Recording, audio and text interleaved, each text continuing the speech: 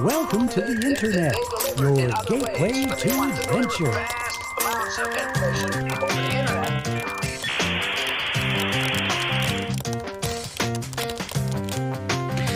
Welcome to Nitpick, an internet analysis, a podcast about the weird and wonderful zeitgeist we know as the internet.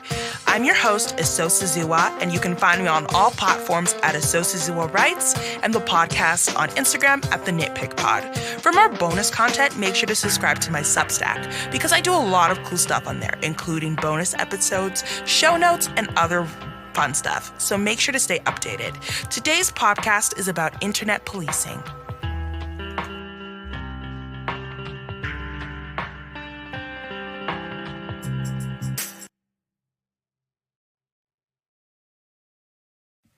Have you ever seen a TikTok video or Instagram reel like this? If your name is Ava and your boyfriend took the bus in downtown Portland today, he's bragging to his friends about cheating on you. Or, I found this cute person at the concert. Internet, do your thing. Or, am I the asshole for kicking somebody's puppy? Chances are, if you're someone online, you will have experienced someone or something be presented to the public in almost a way that decides their fate. I call it internet policing, where people define what is good and moral through what they think on the internet. But often, this policing comes with controversy and regulation proposed often turns from concerns of bad behavior to doxing and all-out morality contests where everybody brawls. Nuance is boring because if every new controversy or discourse had people critically thinking from the get-go before they chose sides, more discourse would not be discourse, if that makes sense. I think of creators who often bring their situations to the internet and probably omit some details because nuanced situations are not good for clicks or attention online. But when it comes to an audience who uses these things, there is now this urge to police their behavior, but not in the way that any human should do to be aware in the world. It creates this sense of hypermorality where people not only suspect themselves of bad behavior, but always suspect others. It's interesting how people are willing to submit to this presence of self-surveillance. On the internet, we have created this police state where anything you say or do can be used against you. When someone gets famous, people rationalize their dislike for that person and usually discover old tweets to prove their dislike and why this person cannot be trusted. If people get a bad feeling about you, suddenly they're subject to being searched and investigated. Your ability to exist as a private person is stripped away because of bad behavior. But who gets to define unsavory or bad behavior? Who gets to be the one to call you out? We have effectively Big Brothered ourselves, afraid that people are watching us and taking our information. So when I say internet policing, I am talking about the idea of the internet being this non-neutral foreground to bring about problems and issues. We need to define the panopticon, or the concept of a circular prison, cells are arranged against the wall in which prisoners are observed at all times. Obviously, we're not in a prison, but with the internet, anything is possible these days. So let's get into that.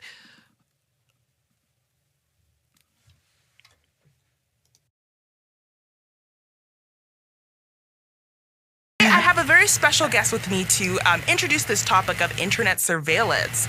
So please welcome to the stage Sam. Hey Sam, how are you doing? I'm good. How are you, Asosa? Good. I'm very good. So if you would like to introduce yourself a little bit to the Nitpick audience, feel free to do so. Yeah, so I'm a post-meme artist, post-internet, post-digital curator. I'm also a writer on kind of pop culture and how we engage with it through the arts and a sociological lens.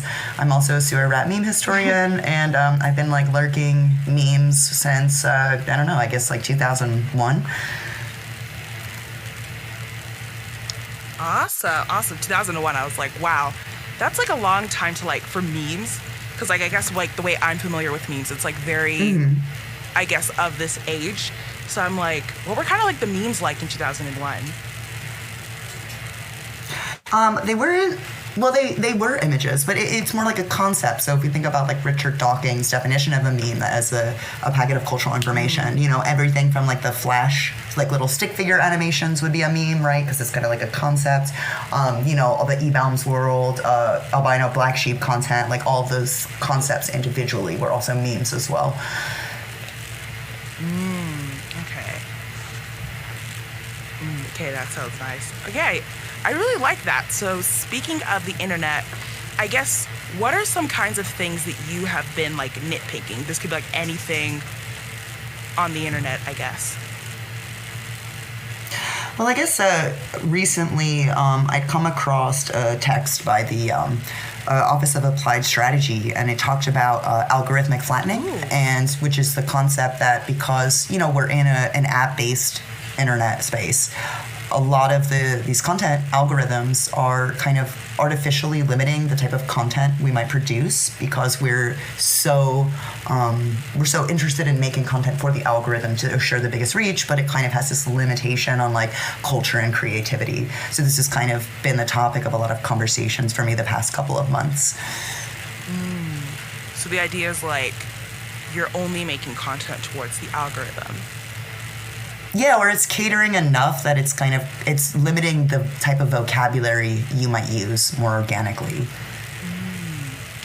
It's very interesting because like I think I can like relate to that also because like being a content creator, like you're not just a content creator, you're like an algorithmic analyst basically, where it's like everything that I do must bow down to like the almighty algorithm, especially because I'm like, what hashtags am I using, or like what type of video hooks am I using? And it kind of gets a little redundant a bit, but it's a very interesting question about like how it kind of limits us as well. Definitely. Yeah, that's a very interesting thing to nitpick at. I think recently, like something that I have been nitpicking a little bit is like, this is kind of like an older example, but something that I've been nitpicking is like Drake recently, because like I've been thinking about like Kendrick Lamar and like the whole internet beef that happened a little bit with them, and I'm just like, this guy has like just been clowned on for like years and years, which is like kind of funny to me, but like he's still here, so I'm like, this is really funny.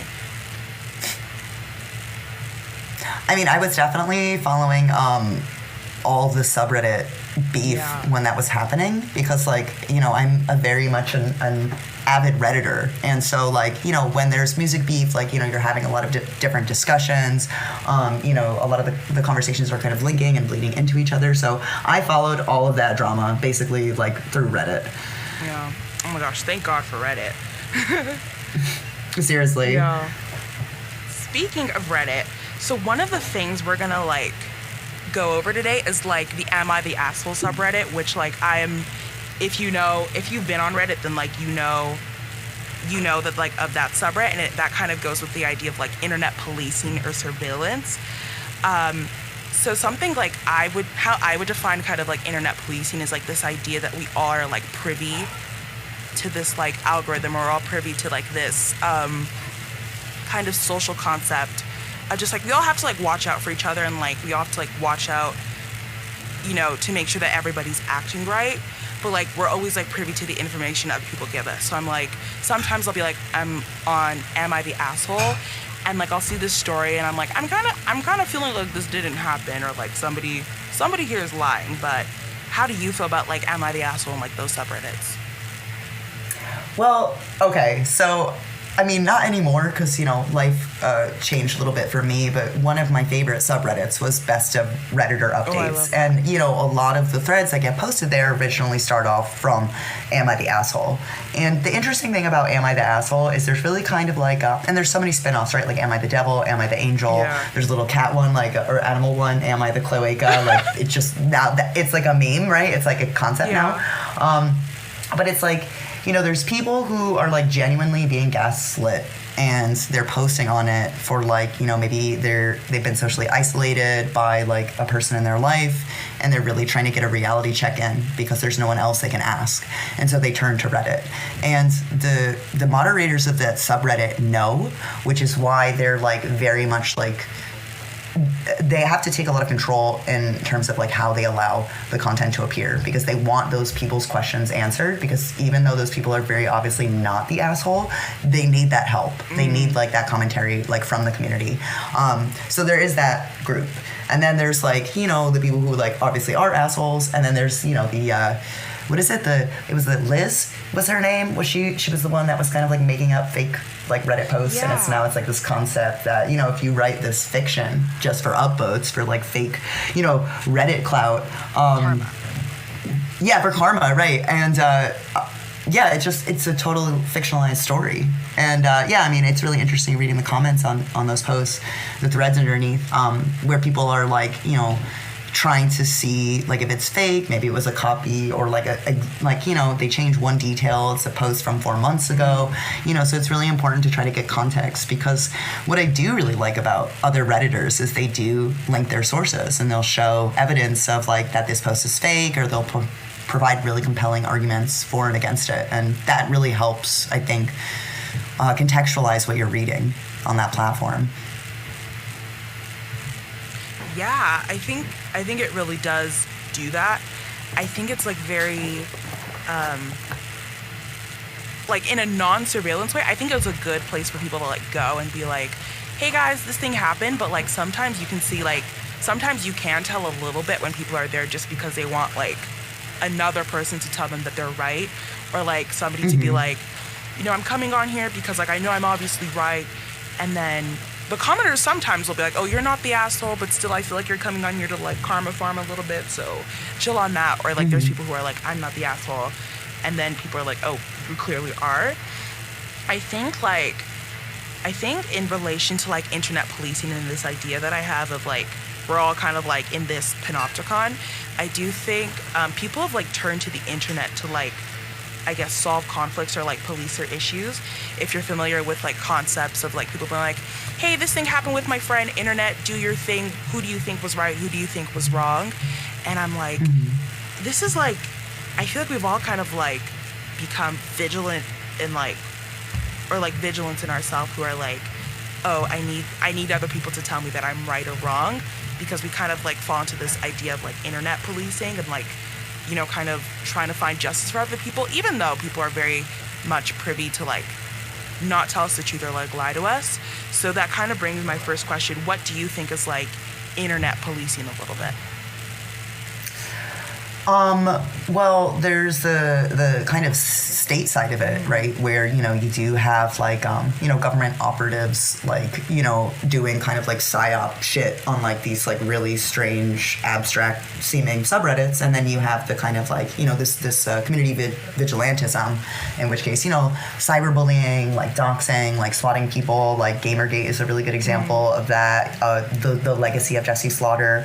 Thinking about, you know, people arbitrarily deciding, or maybe not so arbitrarily deciding, that they're going to pile on to somebody, but like, you know, and then thinking about the impact that has. And it's like, you know, I've had this conversation with people who feel very strongly one way or another, and it's like, okay, this device or like this social mechanic that's happening on the internet is the reason why like racist Karen got fired from her job. And like, was that a bad outcome necessarily? Like, I mean, not really. I mean, it's not the internet's job to be judge, jury, and executioner, but it was a social cost to a social action that, you know, we can say this person probably deserved. But then there's things where there's misunderstandings, cyberbullying. I mean, you know, what happened to Monica Lewinsky, like where it's like somebody who's like getting all this hate and it really isn't deserved, and then the kind of impact that has on that individual's life and also the people around them. So it's hard to, I hate to be like, oh, like moral grayness and like postmodernism, like it's hard to say like it's good or it's bad. It's just something that you observe and you see happening, and it's like this social contagion that's just like, you know, hyper speed because of the speed of the internet now. And now you can get so many more people involved. Yeah, I agree. Like, there is this like strange moral grayness to it, because I'm like, even if like justice is in our hands, like people on the internet who like are putting forth these situations, they do have the capability to like not be honest with it, or like they can take it too far to the point where it's like, oh, we're just like gonna get on this guy because like we decide we don't like them, but like we don't really know the full story. So I'm like, yeah, there is that like moral grayness to it a little bit. Like, I don't want to be that person who's like, you know, like all sides are bad, like, you know, that enlightened like centrist kind of person. But it's just like, that is kind of like the ideas that go through it. it like brings me back to this example of like West Elm Caleb. Are you familiar with like West Elm Caleb?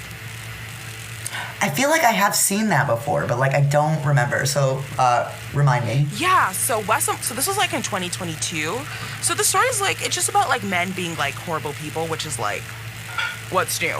But it's like, so there's this like woman, she went on a date with a man named Caleb. So like, they met on Hinge, I'm pretty sure. And he worked for like West Elm, which is like the furniture store. And then she made a TikTok because I think he was like, they were like, oh, he's like love bombing me, which is like, he was like being really nice to them, taking them out on nice dates, giving them good stuff. And then he would just like ghost them and then like leave them alone. So like she posted this on TikTok about this guy who was like, West Elm, like he ghosted me, blah, blah, blah. And then like a bunch of women were like, hey, I think I know this guy. And then they all like got in touch with each other and they matched on, because like they also matched with him on Hinge as well. And then like they figured out like, oh, he kind of like does this thing where he like love bombs women and like makes them feel good about themselves and then, you know, about the relationship, and then he ghosts them. And I'm like, he's a serial dater, which is like kind of bad behavior. I'm like, yeah, it is shitty to be ghosted, and it also is shitty to like ghost other people. And so the creator, she kind of like sparked this saga, and then she kind of like made it was like more of like a funny, unserious video, but like, you know, like men are horrible, which I'm like, we all agree with. So, and then he kind of like got doxxed. So the reason why he's called like West Elm Caleb is like because he worked here and people found out that he worked there. And then he was like the target of this like massive like call out campaign. And like even like the company West Elm, mind you, they got loads and loads of comments on their social media about this guy who was like really toxic and just like not a good guy. So now I feel like Caleb, in a sense, he's kind of become this symbol of like, you know, making an example of somebody publicly to like police their private behavior. Because I'm like, even though like that is like a bad thing, I'm not gonna lie, everybody, like nobody likes being ghosted. If I'm like, everybody like raise your hand who likes being ghosted, nobody's gonna raise their hand. But it's like, even with like really bad behavior like that, do people deserve to be like punching bags?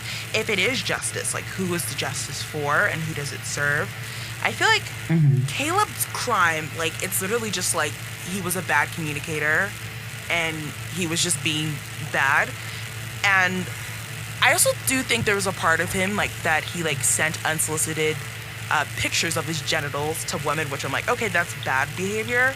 But I'm like, if he like holds people accountable on the internet like that, I'm like, what kind of justice does it serve? So yeah, that was like a pretty interesting case. I was like, we like doxed this guy because he didn't treat us right, essentially. Yeah, and okay, now that you mentioned the context, I do remember that. And yeah, I remember the discussion where like all the girls were kind of like linking up, and then, you know, like, oh yeah, like he did the same thing to me. And I think it was like on a bunch of different like Twitter threads. And I do have to say, I was never a Twitter user ever. Like I get Twitter information through like other platforms because I just don't like the toxicity of that platform, because I think Twitter definitely magnified that tendency to kind of like, you know, get the mob going after this one person, and it gave, you know, users tools to do that really efficiently through like different parasocial online relationships. Yeah, I don't think he necessarily deserves to lose his job. I mean, technically, like sending unsolicited pics is a crime in a lot of places, and you know, you hope that the victims would feel like empowered enough to like reach out and press charges against behavior like that. But I understand also like all the challenges, why that's hard, why it's hard to come forward. But then I wonder about then the tendency, instead of like actually coming forward and trying to pursue a legal route and have this person held to account, you know, the route is to out him on Twitter or something, right? And I think in this particular case, it's kind of a reaction to the fact that, you know, the justice system isn't very kind to victims of sexual violence or sexual harassment. There's really not good conviction rates. You know, you hear about rape kits being thrown out all the time before they even could like test it as evidence. You know, and it's just not really a great system. And if there was another means, I think, to hold, you know, some of these people to account, those options would be taken instead of, you know, like a Twitter pile-on. So, and I think we saw that during Me Too, it happened online. It was a hashtag, right? And it was because victims felt so disempowered to try to pursue legal routes, or they've been disappointed, or things hadn't worked out in their favor, or they've been targeted. It's so complicated. So I don't, and I mean, Brock, the Stanford swimmer rapist, it's people online who keep bringing up his name that kind of like allows other people to know with that, right? And that is part of a pile-on and like kind of like a cyberbullying campaign, but it's also like people have a right to know, and justice wasn't really served in that case. And like, what are the options, I guess, ultimately. Yeah. Basically, I think people do take policing into their own hands a little bit, because it's like, if we do look at like the police system that we do have, like I live in Canada, so I'm like, the police, it's like a little bit like less worse here. I do think there are definitely problems people run into, especially with like our Indigenous people, but it's like, yeah, a lot of times people like, they take policing into their own hands, because it's like, who's gonna check for us? If the police aren't checking for us, then I know at least like people do care. But it's like, oftentimes I think the policing goes like, how in real life we're kind of like, oh, I think we should like disentangle ourselves from the police. You hear these like things with like ACAB and all of that stuff, where it's like very much like, we need to get rid of the cops. I feel like people in like themselves, they have become the cops in their own life, and they're like, oh, like I'm, now we have the power to like, we have the power to like punish people and, hold people accountable. But much like the policing system that we do have, as much as it does try to like hold people accountable and like not police and not be like overbearing to people who don't deserve it, sometimes it does happen and it does slip through the cracks. So it's like, how do we kind of navigate that? But on the internet? I mean, how do we navigate that on the internet? I think part of it has to do with how platforms are shaping interactions. As I mentioned, earlier in this conversation, like Twitter was suited to generate parasocial relationships and have these kind of like very dissociated conversations with people that like, are this really quick back and forths online. And, if we think about different types of chatting mechanics or different types of interaction mechanics, like, on Reddit, you're posting under threads, on Instagram, you're posting under a video, like you're giving, commentary in response and in context to something, YouTube comment sections, Yahoo Answers, Quora, Imgur, how people are interacting. And Twitter really focuses on the interactions between people and less the content that gets generated. Like the content that gets generated is specifically the interactions. It's not like the stuff that gets uploaded like to Instagram, right? And so I think rethinking how we talk to each other and rethinking the way that the platforms that we have, but also like how we're interacting with these platforms. And I do think, obviously, because the algorithms are catering to really very emotionally provocative content, right? Like something emotionally provocative is going to get stronger responses, and that hits the algorithm, and then that goes to the top of the feed. And, that's really great for advertisers, in these platforms that are making money off of them, but it's really terrible for human interaction. And there's already now like a lot of studies coming out that talks about, the kind of increasing toxicity and, kind of interpersonal approaches due to these kinds of online interactions. So it's hard. It's like kind of like a basic human psychology. It's been enabled in terms of like actually like policing. I think that, having like independent committees on like more decentralized platforms, like kind of having conversations with the community is probably better, because I think the main issue is a lot of people assume they can rely on cops for a broad number of like issues you're having, but in the reality, there's too much that falls under their purview. And if like there's a mental health crisis or something, you shouldn't really have to call a cop for that. You shouldn't have to call 911. There should be like a different, like an operator that's sending you to the right place, but that's not explicitly like tied to the place.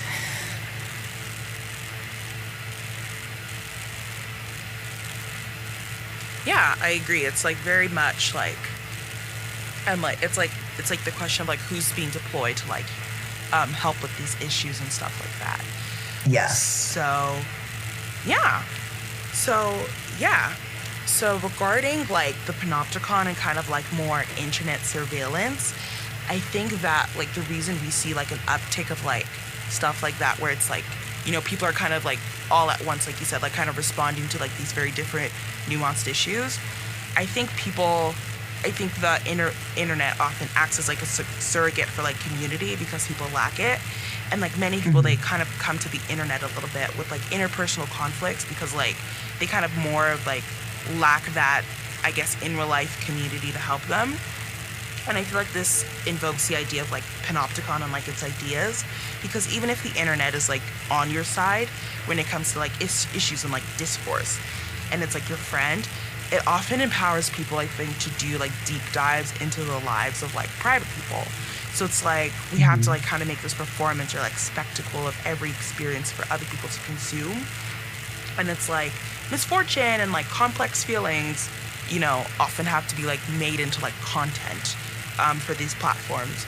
So it's kind of like, you know, I guess this phrase gets more like misappropriate, but like this main character syndrome that like lends itself to people viewing people as like numbers, but instead of like, you know, turning like emotions into content, if that makes sense.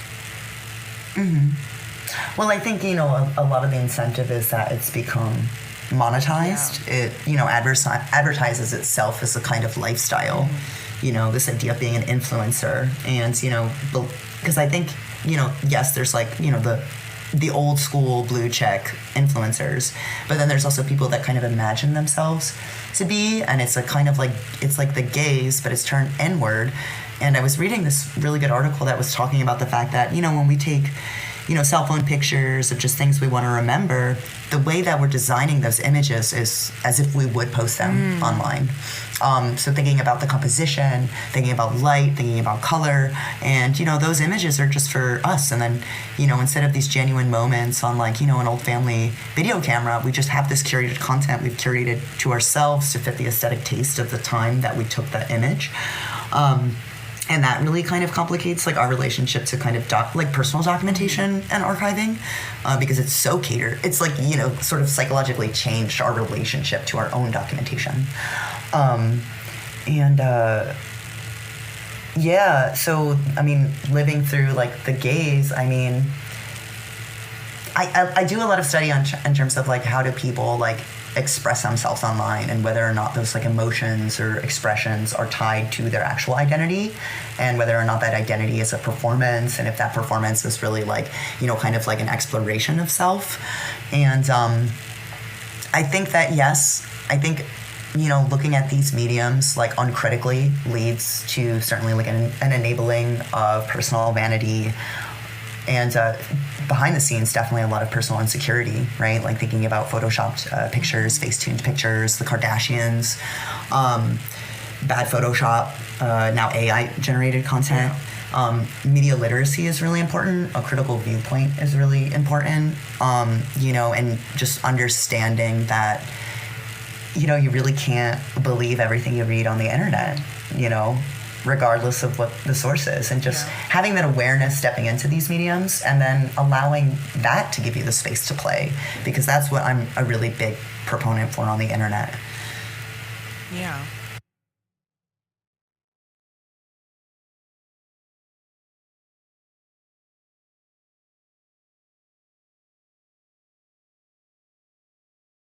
Do you think the idea of like cancel culture, what we know as like cancel culture, is like synonymous with this idea of like internet policing a little bit, or is it like different? Oh no, 100%. I mean, the only real difference, it's like I would say cancel culture is always cyberbullying, but cyberbullying isn't always cancel culture. I think cancel culture is when we start to bring in a lot more like bigger, larger political narratives into, you know, how we're framing some of these discussions. What would be like the more political framings? You know, instead of so I'm gonna jump back. Do you remember the saga of Jesse Slaughter at all? This was Gamergate? This was way before Gamergate. When was this? God, this was probably like between 2005 and like 2008, something around there. I was between 2005 and 2008. I was in vitro and then toddler. All right, so I'm a little older than you. Yeah. So what happened with Jessie Slaughter, this was back when it was like, the video platform was like Stickam, this is where like maybe pre-YouTube, very early YouTube. There was this person online, they were in middle school and, they were talking shit as like a 11 or 12-year-old. Now, should the parents maybe have stepped in and, been a little bit more aware of what their kid was doing online? Yes, but also parents didn't know. People didn't know, and nobody was going to predict that this was going to be the way things went. So parents should have stayed informed, but it was really hard to. So, the parents have no idea that their kid in middle school is, spewing up, just shit-talking their classmates online, basically being like, oh, like, I have 5 boyfriends, like, blah, blah, blah, just very, very silly stuff, right? It was actually anonymous that ran a campaign against this literal child because they decided, this child's behavior was worth, getting bullied over. And this person was harassed. It's a very, very tragic story. And, I really recommend, everybody read this because this is, not only is this really what, Anonymous used to do, which was not, cool political things, they literally cyberbullied a child, but it's also to see what happened in this person's story. I mean, they became homeless, they lost their father from the stress. He got involved, he was in some of the videos. Nobody really understood, including the authorities, how to deal with online threats, especially when they were making threats to your person, but it was online. This was before there was laws about putting that on the internet.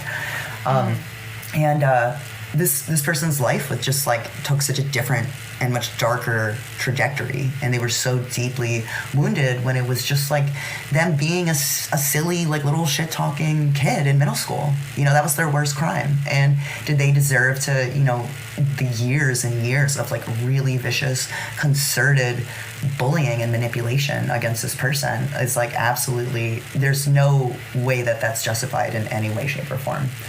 But I wouldn't say that middle schooler, Jessie Slaughter was necessarily canceled. I think canceling implies that there's a kind of erasure. There's a kind of we're getting rid of this. Whereas Jessie was a huge topic, and it was encouraged that it was a huge topic, which is kind of the opposite of canceling. Is to continue to talk about it. I think canceling someone, if we think about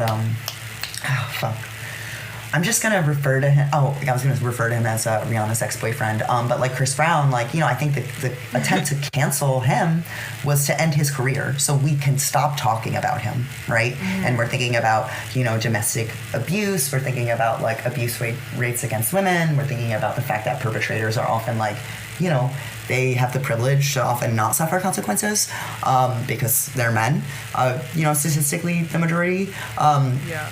And, I think that those two things are definitely related, but I don't think that all cyberbullying is cancellation. I think cancellation has the intent to kind of end someone, to erase them, to get them off the internet. Yeah, it does. That's a good story. I never heard of that story of Jenny Slaughter, but I was I think it's really weird how I think with cancel culture, it's most people who get canceled, they literally come back not even that long later, and then they're and then everybody forgets about it because it's we want to consume this person's art. I think who was it? It was Doja Cat who got canceled for being kind of weird. Mm-hmm. And then she came as soon as she dropped a new album, everybody was oh, we like her now, and I'm oh, awesome, Mm-hmm. And I think I feel cancel culture only or sometimes it only works if you're not that good of an artist or an actor to begin with, because it's oh, finally we have an excuse to stop listening to this person's music. I think that happened with if you're familiar with the rapper DaBaby, who like made a bunch of like homophobic comments at like a festival he was performing at, and like he like was one of the few people that got like successfully canceled, and I think part of it was just like nobody really like cared about him that much anyway beforehand. Like his music was okay, but it wasn't like groundbreaking. And then I think very rightfully he was like put back in his place and like was canceled. But I agree with you how it's like a lot of the times cancel culture is just like cyber, or like canceling somebody is like cyberbullying them. If it's not like they were like, you know, being homophobic or racist or stuff like that, some of the times it's like, oh, we're just policing who this person, you know, we're policing this person to an extent, and you know, we don't agree, we maybe collectively don't agree with what they're doing, so they're kind of like dead to us a little bit. But yeah, I think when we say like holding people accountable, many people are like confused about that, because we're like, this person needs to be held accountable for their wrongdoings, and then like holding them accountable is just like constantly reminding them of what they've done and like not actually telling them what they need to do to like, I guess, reshape their image. So yeah, like it's always a little bit weird, especially when you talk about like stuff like the panopticon and how we're always like kind of like watching people and stuff. Right, and you know, we think about holding this, you know, this idea accountable too, and it gets a little bit frustrating, you know, because a lot of it comes down to like people's beliefs on morality and what is the right thing to do, and you know, interpretations of like morality are never that it's okay to be good enough, like it has to be perfect, and so then you have you know, policing of language, you know, oftentimes that's, you know, typically inaccessible language. And, you know, tone policing, obviously, and then, you know, you have this kind of like therapy speak that people use to kind of gaslight each other on the internet when they're arguing. And it's really hard, I think, to have like a conversation about this, I think, because people get defensive. Like, why should I have to explain it to you? You should just know. But then I'm entitled to a change in your behavior. And it's like, well, what kind of rules are we looking at? You know, like who's dictating these rules, right? Because it's not like the community rules you agree to when you sign on to use these websites and engage in these social interactions. You know, it's become so petty and asinine, ultimately. Yeah, I totally agree with that. It's also like, when you said like morality, it's also in the way where it's like, I think because like, I guess Gen Z is more of like a digital like kind of generation. And I think like, you know, we've heard like, oh, Gen Z's getting more conservative, Gen Z's more right wing than like millennials are. And I do think, although maybe people are not turning to religion as quickly, I think people are turning to like the absence of religion and like things like, you know, maybe they're not like worshiping a god, or they're worshiping, you know, or they're believing in a religion, but I think there's this like moral superiority people have to like being like, I'm following the rules, and you know, I am holding people accountable to this imperfectly high standard, which is like very vaguely religious, but not completely. And I think instead of like it being like God is watching now, it's like everybody's watching. And if I don't act the way that people are, and I'm kind of, you know, not centering myself around their experiences, I'm going to fail this standard of morality, which is like, we don't know, but we all just like agree with it anyway. And I'm like, this is very vaguely religious in a way, even if it's not like to a certain movement, I guess. Yeah, it's definitely a sense of moral superiority. And, you know, something else that I'm a millennial, like straight, right in the middle millennial generation. And, you know, something I obviously observe about Gen Z, and obviously like the cusp of the Zillennials, right? And now the kind of Zalphas. I don't know what they're called. But we have, you know, this online performance of care and activism that's kind of standing in the way of people actually showing up in person. It feels like people kind of forgot how to do that. It's a lot, and I struggle a little bit with performative activism for this reason too, because it's so much easier to, you know, post a call out on your Instagram stories than to actually show up somewhere, right, and try to actually make a difference through like direct action. And I think that I'm not gonna lie to you, I had a lot of conversations with my millennial friends after the election, and it felt like Gen Z, they were the ones really writing about these issues, campaigning about these issues, and then they didn't show up to the polls because it is easier to post about it online. So it gets frustrating, right? Because you have this moral superiority about what you should be doing, how you should be talking about it, what you should be saying, what's the correct vernacular, but then it's like none of those people are really like showing up in my experience to actually do the work in person. And that's frustrating. And it feels like because they did get the internet at an earlier age, they see it as a more ubiquitous part of like human experience than it was historically. Yeah. Yeah, I totally agree, especially like watching like Americans, because I said I'm Canadian, so like right. I was watching the election and I was just like, a lot of people like didn't vote. I know, I guess like the internet's like it reflects reality, but it's not reality. Mm-hmm. And I was just like, why? Especially like a lot of Gen Z people like didn't vote, or they like voted for, third party or something, or yeah.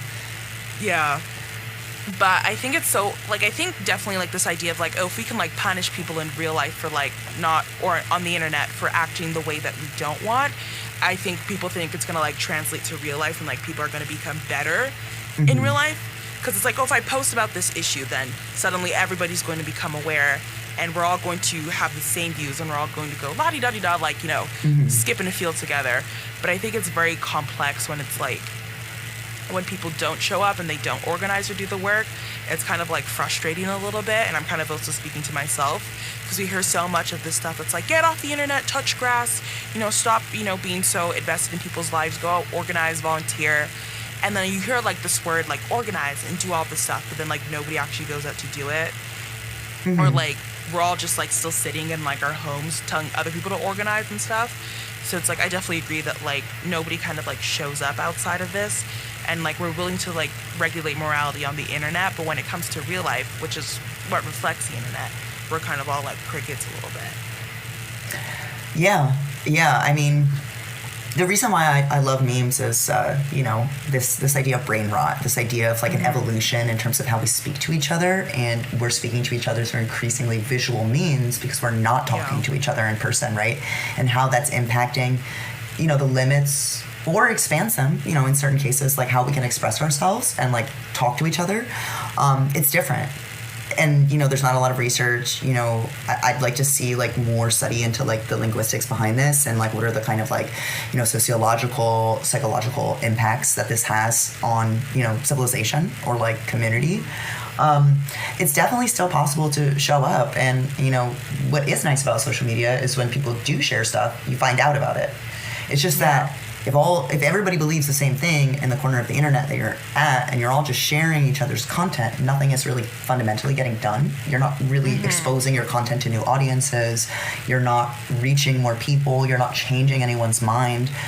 Certainly that's not the same thing as showing up and voting, right? Or like showing up to donate time to an organization you support.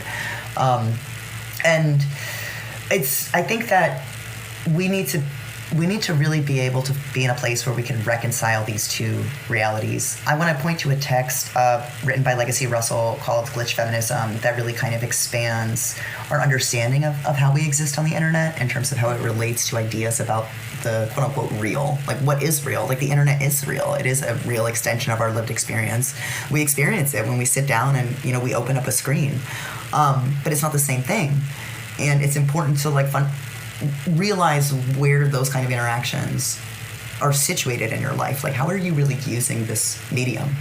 What could be a really great medium for collaboration, for fun, for play, for connection, for conversation, it often becomes like so toxic. And, how can we bring that back while also kind of challenging our notions of this obligatory sense of having to communicate on the internet all the time? Yeah, I definitely agree with that. Like, there's this like big pressure that we always have to be kind of. You used to be able to sign off online. You used to, you would disconnect, and now you're always connected, right? Yeah, that's so true. As somebody who was like on the tail end of like Gen Z, because I was born in 2006, so Oh my God. I was a junior in high school. Oh my gosh. Wow. Yeah, but as somebody who was like born at that time, I was like, I grew up, like already the internet was already like kind of integrated in people's daily lives. So I'm always so shocked when people are like, yeah, you could just like log off on the internet and sometimes, you know, you didn't even have to bring it with you on your phone. And I'm like, oh my gosh, tell me more. But yeah, definitely this idea of like we always have to kind of be on, and I think this idea of like always being on the internet has meant like our I guess our sense of justice or our sense of accountability has kind of moved with us, but it's kind of not gone back, and it's kind of not gone in this cycle. It's just like, oh, it's just on the internet now. So it's like if you do something wrong or something we deem as like not the panopticon, or sorry, outside of the panopticon, you know, outside of the surveillance, this moral surveillance that we have, then suddenly that's like a problem and kind of people want to get at you. I also like, it makes me think of this idea of like, you know, how somebody said like privacy is going to be like the new like luxury sign, because I think with celebrities becoming more accessible and like, you know, everybody can kind of become their own like celebrity. I think people have said like now being private and having little to no presence is going to be seen as like the next new thing, instead of like, you know, having like influencers at every corner. It's like, oh, that person's mysterious, like what do they have that I need to have? So I think that's also a very interesting point to bring up. But yeah. Yeah, I mean, the idea of seeing it as a trend is really interesting, right? It's you know, I went to like kind of like a queer cybersecurity you know, event, and talking about, you know, our relationships with like how much personal content, you know, we post online that makes us very easily to identify by a broad number of groups. And yeah, I mean, for the longest time, you know, people. So, you know, millennials are kind of where there was this kind of like fork in the road in terms of like people who did adopt social media and the internet and people who just didn't. And the people who didn't just stayed off it, basically, forever. They're just like, I'm never using this. This is like nerdy. And then I imagine now, you know, a Real Housewives stars are like tweeting at their parents and they're like, what the hell happened here, right? Because they hadn't been keeping up. And then I was like an early adopter of a lot of different types of social media. And, yeah, it's just, I do agree. I mean, the way that I personally use social media is kind of like as a performative marketing platform. I do also use it as a form of play. I've done performance art on the internet around ideas of what it means to use the internet and what does it mean to like show self on the internet and like identity build on the internet. And I think it's a fun exercise to do that. But it's also like, what do you post about your personal life if you post about it? And I mean, I talk a little bit about it on my Substack, you know, in terms of my curatorial process, if it becomes relevant. Like, I do want people to realize, like, yeah, I'm like a full person. Like, I'm creating this character, but like, you know, I'm posting about like, I don't know, having to curate an exhibition while handling the aftermath of a breakup, you know, and like, I'm being as frank as I feel comfortable being about that, you know. But I'm not also talking about like the day-to-day joys that I'm experiencing. I choose to savor that off the internet and really try to be more in the moment. And so, you know, I'm looking at my relationship to documentation and archiving, right? All the pictures we take. I'm taking like so many less pictures because I just want to be in the moment. And then the pictures that I'm taking are really like images that I'm, you know, as a medium, that I'm like, oh, I want to take a pretty picture of a flower or something, you know, because I'm going to use that for something later, or I'm going to screenshot the shit post because I'm going to edit it for my Substack, or, you know, I'm really using it in a more like utilitarian way, and I'm really like enjoying the opportunity to like live my life outside of that, really. And I do think, yeah, it is going to be cool because, you know, how like uncool are like all of these platforms now. Like, yeah. We like Twitter. Who needs her? Like, Twitter's gone, and then you have Blue Sky, but like none of my friends are on Blue Sky, so I was kind of like, like nobody's engaging with me, and there's no one here I really want to engage with, so I'm out. Substack is fucking hilarious. I do like using Substack, but I write really long form content on it, so I kind of like, it takes a while, so I'm not like constantly working on it. And then I'm posting on Instagram, but I like hate it. I hate that I have to post on Instagram. Yeah, it's like, it feels like a little bit like panhandling a bit, where I'm like, guys, please look at my content, please, and you're like shaking a little cup, and I'm like, yeah, Yeah, definitely. Like, we gotta wrap it up over here because I'm like, yeah, because I'm like, it feels a little bit like putting yourself out there and stuff. So, yeah, definitely. So, Sam, where do we go from here? Definitely shifting platforms to the Fediverse, the decentralized internet. Those platforms are safer. You have a lot more control over your own data. Brave search browser. If you want to use like Tor, you can use Tor. Like just kind of rethinking how you're using the internet, and maybe possibly even partitioning it, like, because the reality is it's global. I work between South Korea and New York in terms of my curatorial practice. Like, using the internet is how I keep in touch with all my artists from overseas, and I need that. I need to be able to stay in touch with people. I need to be able to have a place online I can post my projects, so I can send that out as a portfolio. I use my Instagram as like a business card, basically.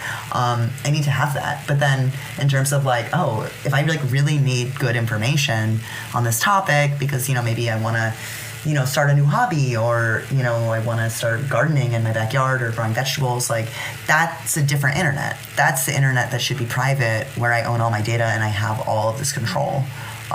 And how I'm using that internet is a lot different than how I would choose to use social media, which is, it's a platform catered towards building up a main character syndrome, or like a cult of personality.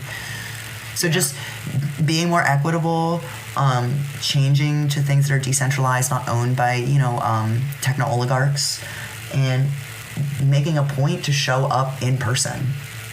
Show up in person. Show up for your friends. Send them memes. Send them their memes on Instagram. I will not stop you. And frankly, it's a great way to keep in touch with people you haven't spoken to in a while. But move off the internet. Get that person out for coffee. Like, go on a walk. The weather's getting better. Like, just be in person. Yeah. Well, that concludes the inaugural, I guess, that sounds more fancy, episode of the Nitpick podcast. So thank you so much. Thank you so much to Sam for appearing on this episode. I appreciate it very much. Before we go, tell the audience, where do you want to be found? Where do I want to be found? Honestly, read my shitposting Substack and watch me beef and try to cancel John Cage. And I say cancel a little bit ironically, but there's some tea there. There's tea there. I know, this is from the 1970s. Post-internet praxis on Substack. Awesome. Well, I'll say it again. Go read Post-Internet Praxis on Substack and go slay. So yeah, thank you so much for watching this episode, or listening to this episode, guys, depending on what platform you're on. But yeah, thank you so much. I'll see you until next time. In the meantime, nitpick everything around you. Thank you. Bye.